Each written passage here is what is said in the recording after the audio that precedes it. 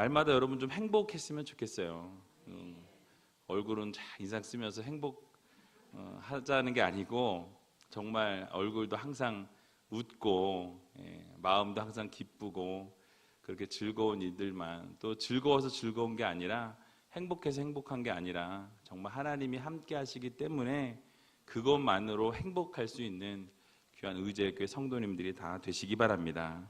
여러분들 특별히 제가 너무 감사한 것은요, 여러분들이 이렇게 휴일 연휴 마지막 날, 정말 불금보다도 제가 볼 때는 더 중요한 시간인데, 불타는 금요일보다 더 중요한 시간인데 이 시간에 나와서 예배 드린다라는 것, 정말 하나님께서 너무너무 기뻐하실 것 같아요. 그러니까 제가 볼 때도 너무너무 이쁘고 사랑스러운데 하나님이 보실 때는 얼마나 이쁘시고 사랑스러우실까, 그런 마음이 듭니다. 그래서 오늘 이 자리에 나온 주님의 귀한 백성들에게 하나님께서 놀라운 복으로 함께 주실 것입니다. 그래서 각 가정과 사업장 가운데 하나님의 놀라우신 기름 부으심과 역사하심이 함께 하시기를 주님의 이름으로 간절히 축원드립니다.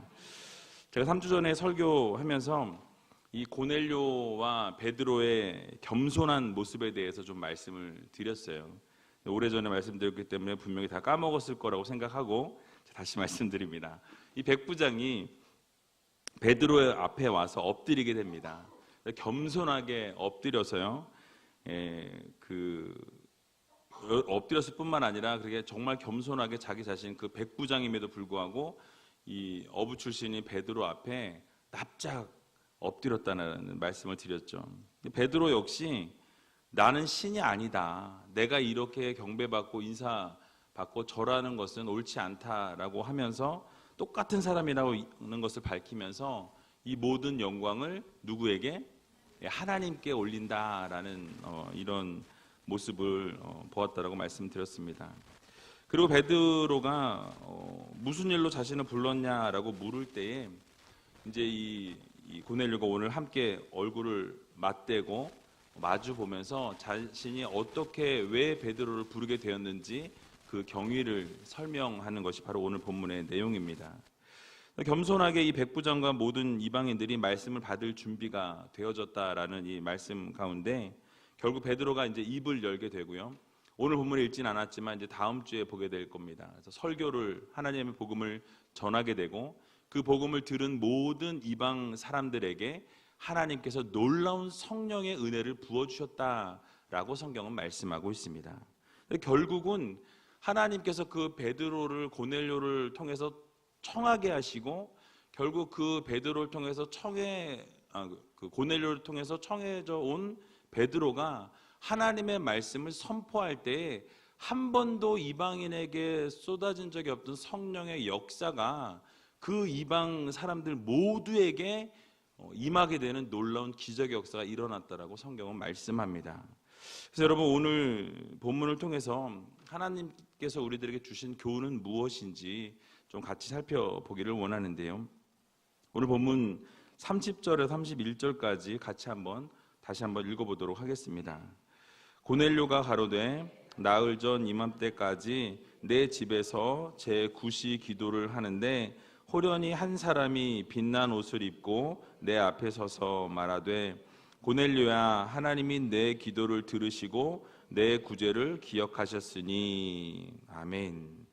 자, 이렇게 말씀을 시작합니다. 지난번에 사도행전 앞부분에 보면, 10장의 앞부분에 보면 이 내용이 그대로 나와 있는데 그 내용을 다시 고넬료가 반복해서 말씀하고 있는 거예요.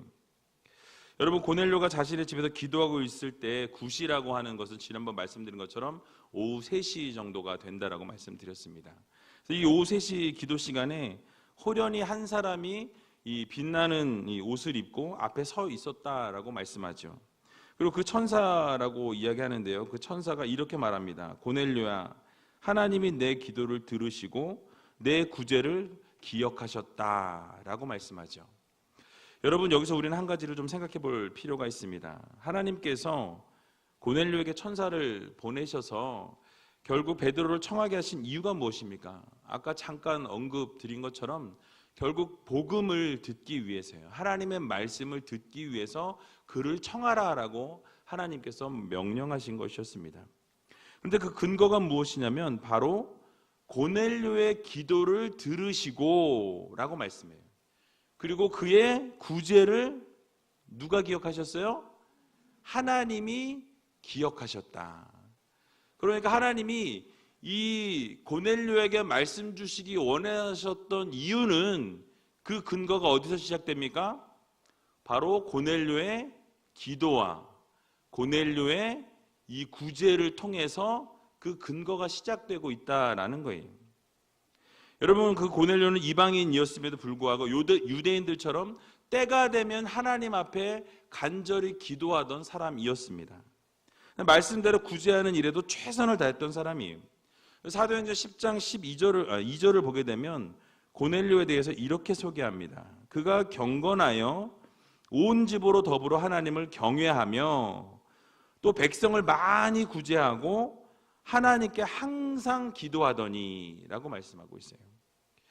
여러분, 고넬료가 어떤 사람이라고 말합니까? 경건했다, 또 하나님을 경외했다, 또 백성을 많이 구제했다, 그리고 항상 기도했다 라고 말씀하고 있어요. 이방인의 모습이라고는 찾아볼 수 없죠. 하나님의 백성의 모습을 그대로 재현해내고 있다는 것입니다.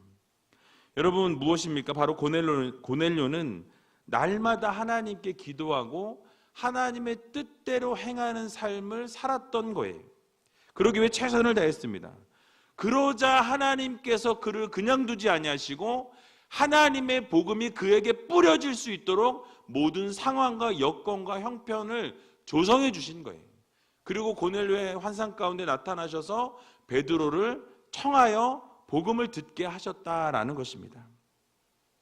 즉 하나님께서 고넬료가 진정으로 하나님을 찾게 되니까, 하나님의 말씀을 갈급해 하니까, 하나님을 만나기를 원하니까, 하나님을 바라보기를 원하니까 그렇게 살아가는 고넬료에게 그냥 내방쳐 두신 것이 아니라 결국 하나님의 복음이 그에게 뿌려질 수 있도록 모든 것을 조성해 주시고 만들어 주셨다라는 사실입니다.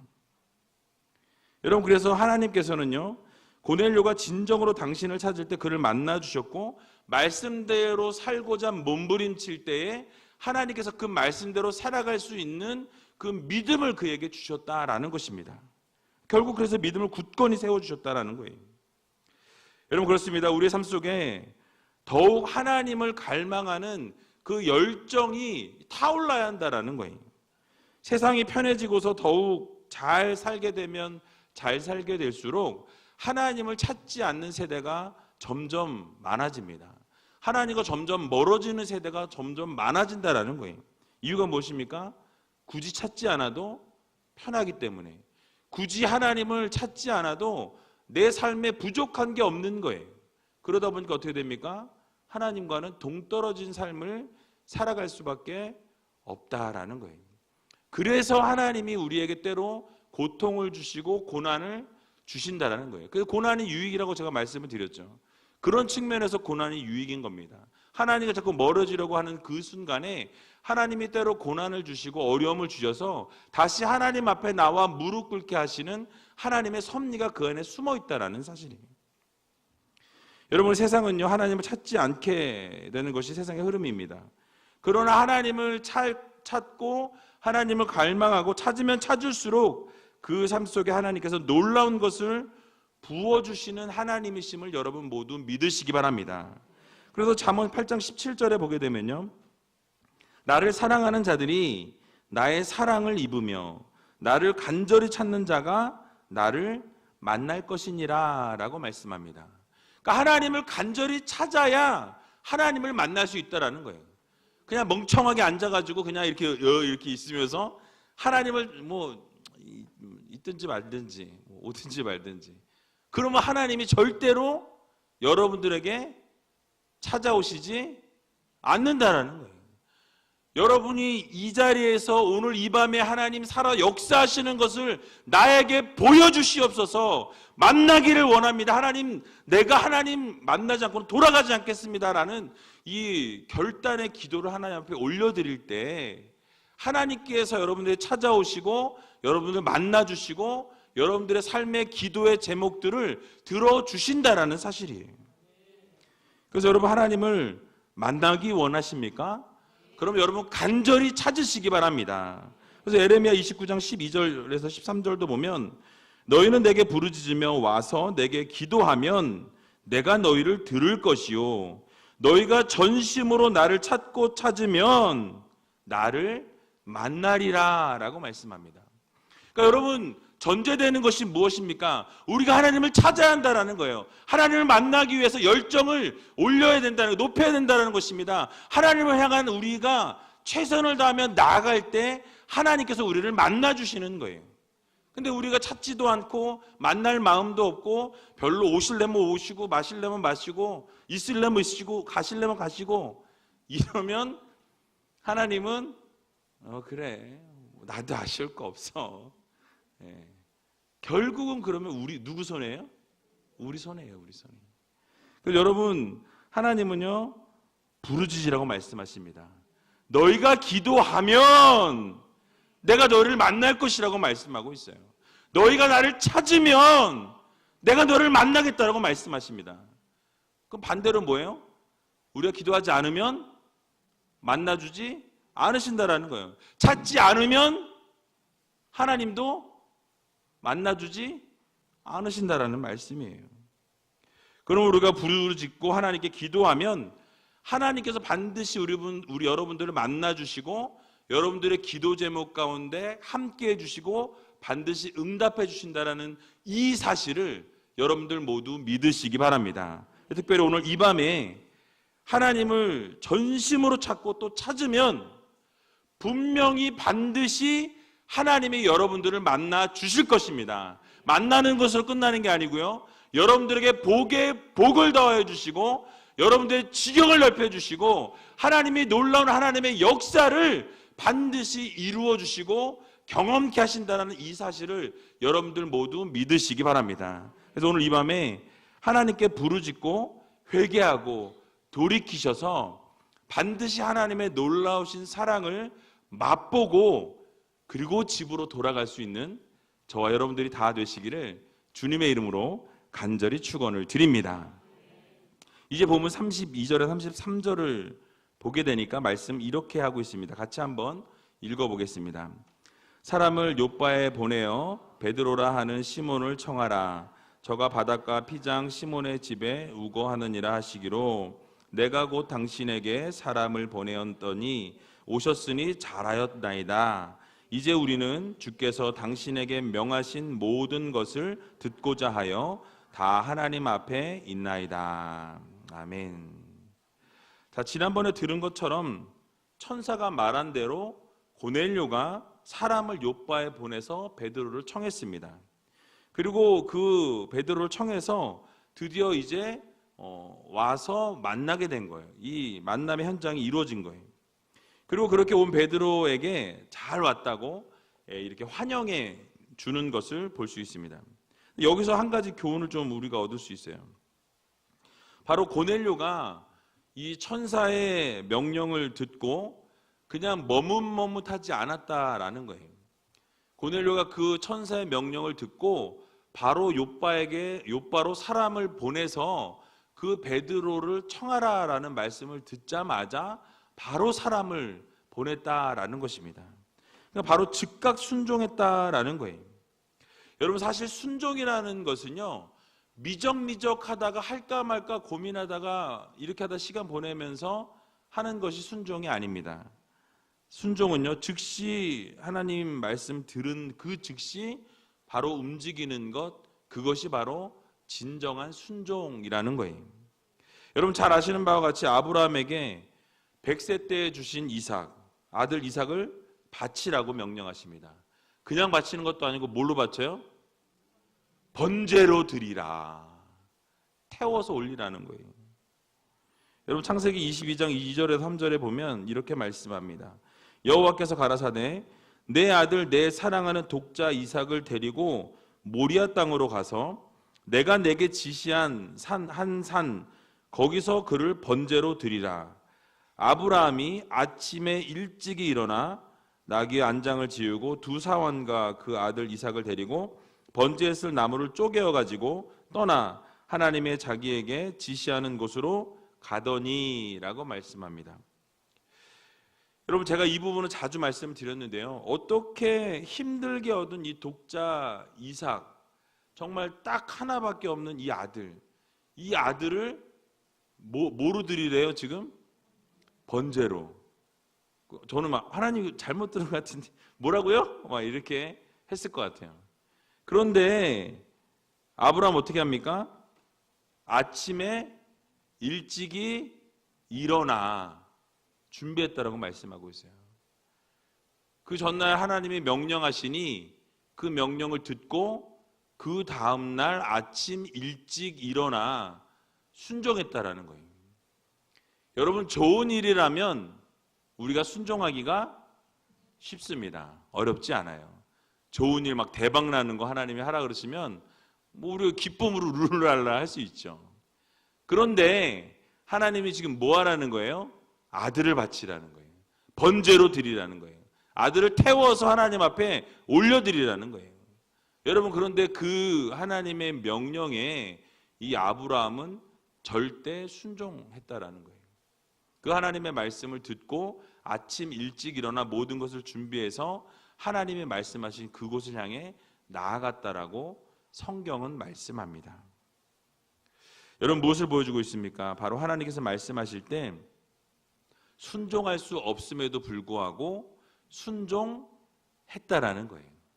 순종할 수 없는 말씀을 들었음에도 불구하고 하나님의 말씀이니 즉시 순종하고 즉각적으로 순종했던 이 아브라함의 모습처럼 이런 순종의 모습이 진정한 순종이다라는 거예요. 여러분, 예수님의 제자들, 특별히 베드로와 그 제자들을 부르시는 장면을 보게 되면 마태복음 4장에 이렇게 나와 있습니다. 19절과 20절에 보니까 말씀하시되 나를 따라오너라 내가 너희로 사람을 낚는 어부가 되게 하리라 하시니 저희가 곧 그물을 버려두고 예수를 쫓으니라 라고 말씀합니다. 무엇입니까? 그물은 지금 이 사람들의 뭐예요? 생계수단입니다. 내가 지금 이걸로 먹고 살아야 되는데 주님께서 나를 부르시니 어떻게 해요? 그것을 버려두고 그냥 다 팽개쳐두고 예수님의 말씀을 따라서 쫓았다라는 거예요. 여러분, 놀랍지 않으십니까? 저는 이게 어떻게 가능할까? 아브라함이 아들 바친 것도 참 대단하고 이 제자들도 주님께서 그거를 다 팽개치라고 말씀하시는데 그 즉시 팽개치고 예수님을 따라갔다라는 거예요. 그 4장 22절에도 보면 야고보와 그 형제 요한의 이야기가 나오는데요. 동일하게 예수님이 그들을 부르십니다. 그랬더니 그들이 저희가 곧 배와 이제 부모님도 버립니다. 부친을 버려두고 예수를 쫓으니라 라고 말씀하고 있죠. 그러니까 그물과 배와 부모님을 다 버려두고 예수님이 말씀하시니 예수님이 순종하라 하시니 그 순종함을 이루었다라고 성경은 말씀하고 있다라는 거예요. 생계수단인 그물과 배를 즉시 버려두고 예수님을 따랐다. 이것이 바로 주님이 우리들에게 요구하시는 순종의 모습이라는 거예요. 즉각적인 순종. 이것을 하나님이 우리들에게 요구하고 말씀하신다라는 것입니다. 여러분, 세리였던 마태는 어떠합니까? 예수님께서 그에게도 동일하게 쫓으라 명령하실 때 일어나 따랐다라고 성경은 말씀하고 있어요. 바울은 어떠합니까? 바울도 예수 그리스도를 만난 이후에 그의 삶이 180도 바뀌게 되었고요. 예수 그리스도를 위해서 자신의 생명을 던지기까지 복음을 증거하는 일에 부끄러움이 없는 삶을 살았다라고 성경은 말씀하죠. 여러분, 결국 주님께서 부르실 때 그 부르심대로 바로 순종하는 것, 바로 그 말씀 그대로 복종하는 것, 그것이 바로 진정한 순종이라는 이 사실을 여러분들 모두 기억하시기 바랍니다. 하나님께서 말씀하시면 조금도 지체하지 아니하고 바로 하나님 말씀하실 때 절대 순종을 이루게 되면 결국 그 절대 순종에 대한 그 모든 것은 누가 책임지세요?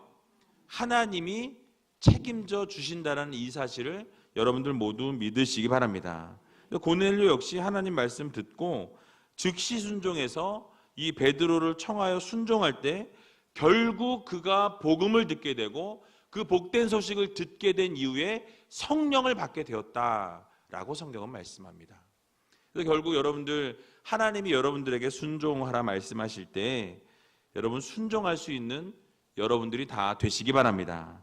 그러므로 사랑하는 우리교회 성도 여러분, 하나님께서 어떤 것을 명령하시든 어떤 것을 말씀하시든 그것이 무엇이든지 간에 그 명령에 즉시 순종할 수 있는 여러분들이 다 되시기 바랍니다. 그러면 하나님께서 그 순종하는 모습을 보시고 정말 그 하나님의 말씀 가운데 그대로 즉시로 따르는 그 모습 가운데 하나님께서 놀라운 것으로 부어주시고 갚아주신다는 이 사실을 여러분 믿으시고 날마다 하나님 말씀에 즉각적으로 순종하며 나아갈 수 있는 저와 여러분들이 다 되시기를 주님의 이름으로 간절히 축원을 드립니다.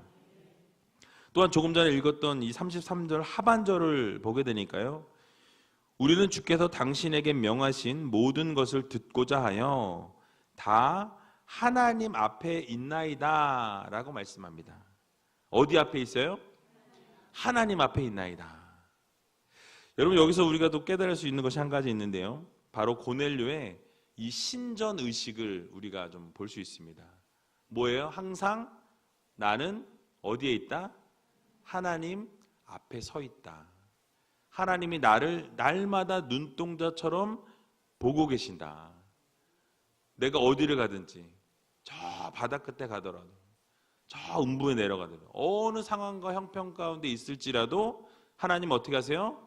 여러분들을 이루고 보고 계시다라는 거예요. 여러분, 그래서 언제나 하나님 앞에서의 신앙을 가지고 살아가야 한다라는 사실이에요. 날마다 말씀이 선포될 때 비록 부족한 종의 입술을 통해서 하나님이 말씀하시지만 이 앞에 서 있는 종들의 모습을, 저희들의 모습을 볼 게 아니고, 이 교육자들의 모습을 볼 게 아니고 그 입술을 통해서 선포되는 하나님의 말씀을 여러분 믿으시기 바랍니다. 그러니까 하나님의 말씀으로 받고 아멘하면 그 믿는 그 믿음을 통해서 하나님이 역사해 주신다라는 사실이에요. 그러니까 살아 움직이는 말씀으로 받게 되는 것입니다. 결국 하나님의 말씀으로 받게 되면 어떻게 돼요? 그 말씀이 여러분들에게 하나님의 말씀으로 임하게 된다라는 사실이에요.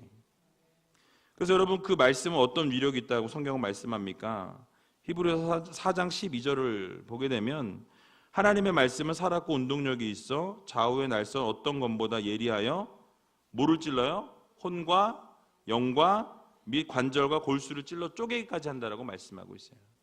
그러니까 얼마나 예리하면은 혼과 영과 이 골수와 그 관절까지 다 찔러서 쪼개기까지 하는 하나님의 강력한 말씀이라고 성경은 우리들에게 교훈하고 있는 것입니다. 말씀이 얼마나 위대하고 얼마나 파워풀합니까? 그래서 그 말씀이 말씀되는 것은 여러분들이 그 말씀을 믿고 정말 하나님 앞에서 서서 날마다 하나님의 말씀에 비추어 보며 살아갈 때 결국 그 말씀이 힘이 된다라는 이 사실을 여러분들 모두 기억하시기 바랍니다.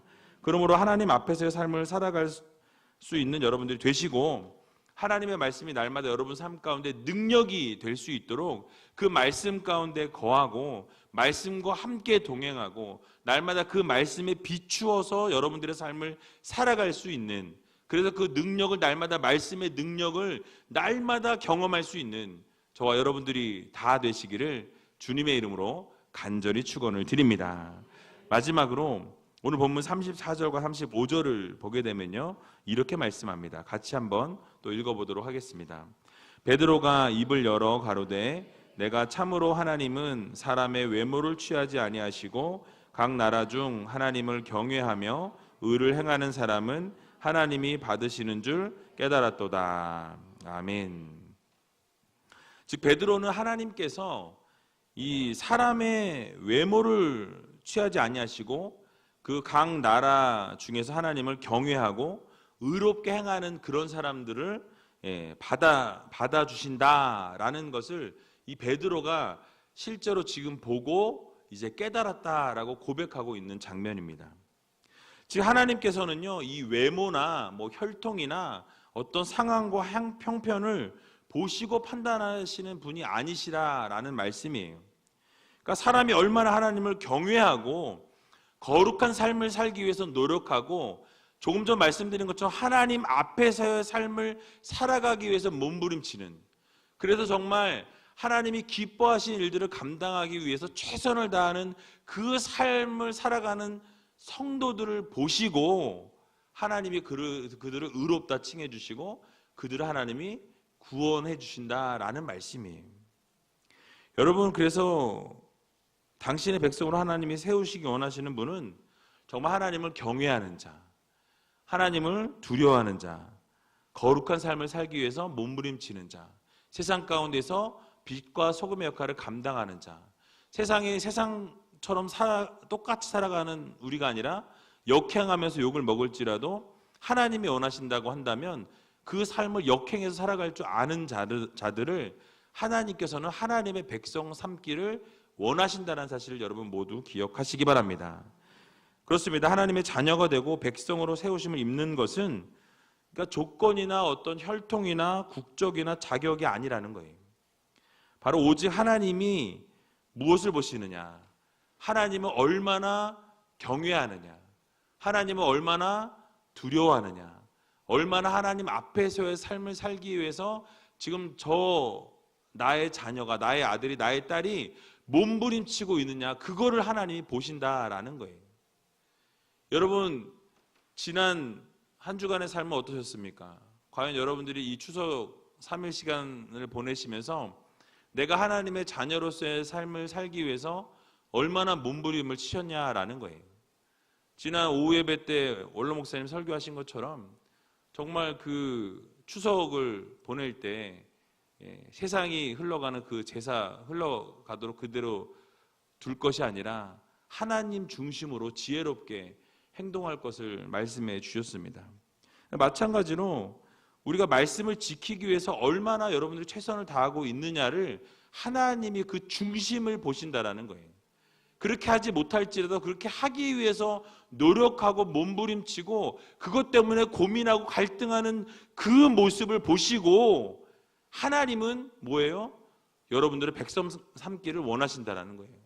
그 모습을 보시고 하나님은 뭐예요? 마음에 그래도 내 자녀가, 내 아들이, 내 딸이 저거 위해서 저것 때문에 고민하는구나, 저것 때문에 몸부림치는구나, 저것 때문에 무릎 꿇고 기도하고 회개하고 돌이키려고 최선을 다하는구나, 그걸 보시고 하나님께서 기뻐하신다라는 이 사실을 여러분 모두 기억하시기 바랍니다. 그래서 하나님께서는요, 하나님이 하나님의 백성 삼으시는 가장 중요한 이유는 우리가 잘해서가 아니라는 거예요. 무엇이죠? 하나님의 은혜입니다. 은혜. 하나님의 은혜로 된 거예요. 여러분들 이 자리에 온 것도 하나님의 은혜입니다. 여러분들이 이렇게 살아가고 있는 것, 숨 쉬는 것, 여러분 이렇게 좋은 공기 좋은 우이동에서 우이제일께서 믿음 생활하는 것 다 하나님의 은혜예요. 그러니까 하나님이 은혜 주셔서 이게 가능한 거예요. 여러분 오늘 갑자기 하나님이 노하셔서 에이 이거 안 되겠다 탁 쳐버리면요, 그 앞에서 단 한 사람도 서 있을 수 있는 자가 없다라는 것을 여러분 꼭 기억하셔야 돼요. 그러니까 우리가 언제 하나님의 은혜를 깨닫게 되냐면 몸이 아파져 봐야 하나님의 은혜를 깨닫습니다. 아, 숨 쉬는 게 하나님의 은혜구나. 감기 걸려서 코가 꽉 막혀봐야 숨을 쉬는 게 감사한 걸 알게 되죠. 뭐 팔다리가 어디 다쳐서 뭐 불편해봐야 그냥 두 발로 걸을 수 있는 게 감사한 거구나. 팔을 이렇게 움직일 수 있는 게 감사한 거구나. 밥을 이렇게 먹을 수 있는 게 감사한 거구나. 이게 하나님의 은혜구나. 깨달을 수 있게 된다라는 거예요. 여러분, 그래서 하나님의 은혜로 여러분 세워주시고 자녀로 인쳐주시는 것도 하나님의 은혜라는 이 사실을 여러분들 모두 기억하시기 바랍니다. 그래서 로마서 3장 28절을 보게 되면 그러므로 사람의 의롭다 하심을 얻는 것은 율법의 행위에 있지 않고 믿음으로 되는 줄 우리가 인정하노라라고 말씀합니다. 그래서 여러분들이 하나님의 은혜로 되는데 그것이 무엇입니까? 결국 여러분들의 믿음을 보시고 하나님이 의롭다 칭해 주신다라는 거예요. 여러분들이 행위가 아니에요. 여러분들이 행위를 통해서 하나님을 기쁘게 하기는 어렵습니다. 그러나 여러분들의 믿음의 모습, 정말 하나님 앞에서 몸부림치고자 하는 그 열정, 하나님 향한 그 사랑, 오늘 이 자리에 나오신 분들은 벌써 하나님을 사랑한다는 열정을 보여주신 분들이에요. 남들은 다 저기 어디서 시원한 바람 쏘이면서 즐거운 시간 보내고 있는데 여러분들은 하나님의 말씀을 사모해서 또 하나님을 만나기 위해서 이 자리에 나오신 그 열정을 보시고 하나님이 기뻐하신다라는 이 사실을 여러분 기억하셔서 오늘 이 시간 여러분들이 이 베드로가 고넬료에게 고백한 것처럼 하나님께서는 참으로 외모를 취하지 아니하시고 하나님을 경외하고 의를 행하게 몸부림치고 하나님을 기뻐하시는 일을 행하고 하나님의 영광을 위해 살아갈 때 결국 하나님이 여러분들을 뭐 해주세요?